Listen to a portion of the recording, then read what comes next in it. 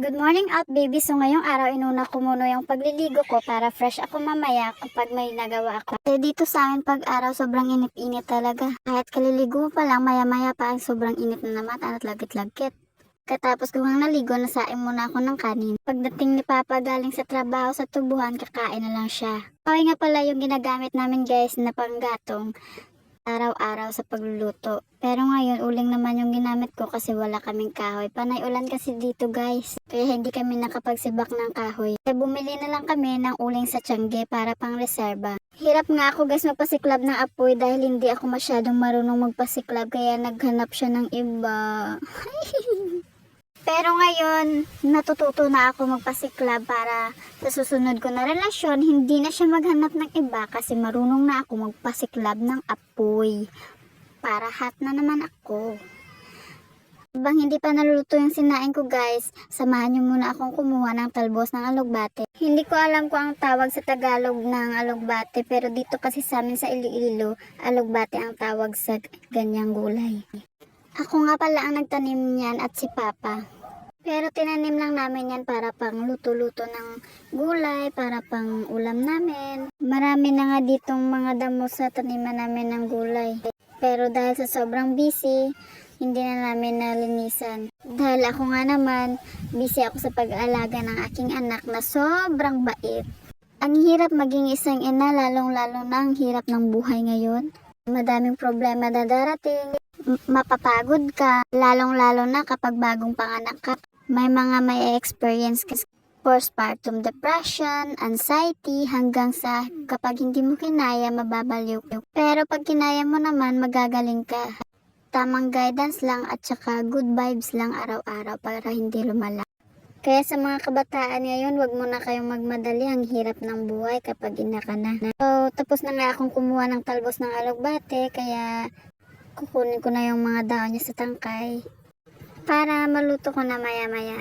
So habang kumukuha ng daon sa tangkay niya, nagkwentuhan kami ng ate ko. Yan nga pala yung ate kong pangalawa sa aming magkakapatid. Tsaka yung pamangkin ko, ang cute-cute ng anak niya, diba? Dalawa na yung anak niya. At yung panganay namin na kapatid, yung kuya namin, dalawa rin. At yung pangatlo namin na kuya, isa pa lang. Yung pang-apat, 5 na yung anak niya. Sa akin naman, isa pa lang. At saka yung bunso namin, nagbubuntis pa lang. So, marami na yung apo ni Jerry. So, malapit ko na nga maubos tong dahon sa tangkay niya.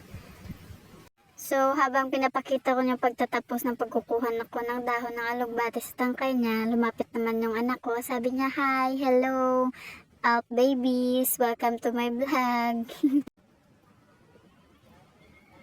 So, hinugasan ko na nga guys yung talbos ng alugbate.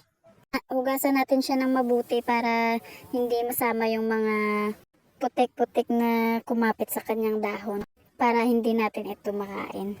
So, ayan guys, hugasan na natin ng mabuti. Pagkatapos ko nga dyan, pinakain ko muna yung mga alaga naming aso para mabusog sila. 5 sana yung aso namin kaso isa sagasaan ng buhay. Kaya 4 na lang.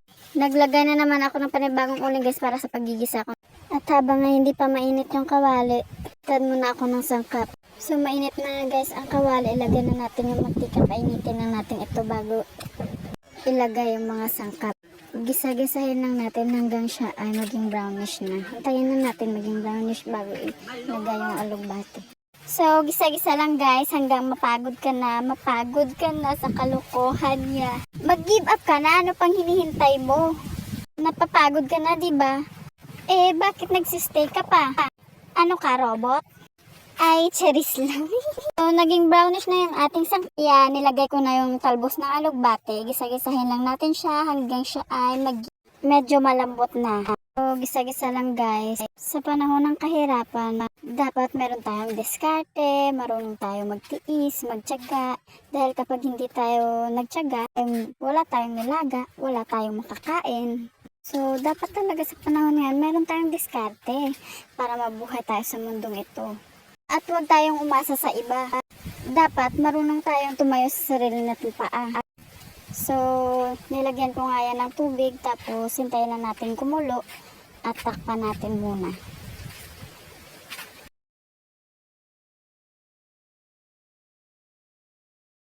So, kapag kumulo na, lagyan natin ng labog. Ganyan yung itsura niya, pero hindi ko alam kung ano sa Tagalog niyan.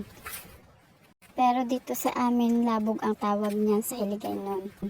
Tinimpla ko na nga yan, kaya nakalimutan ko ipakita sa video. So, after 24 hours, luto na, kainan na!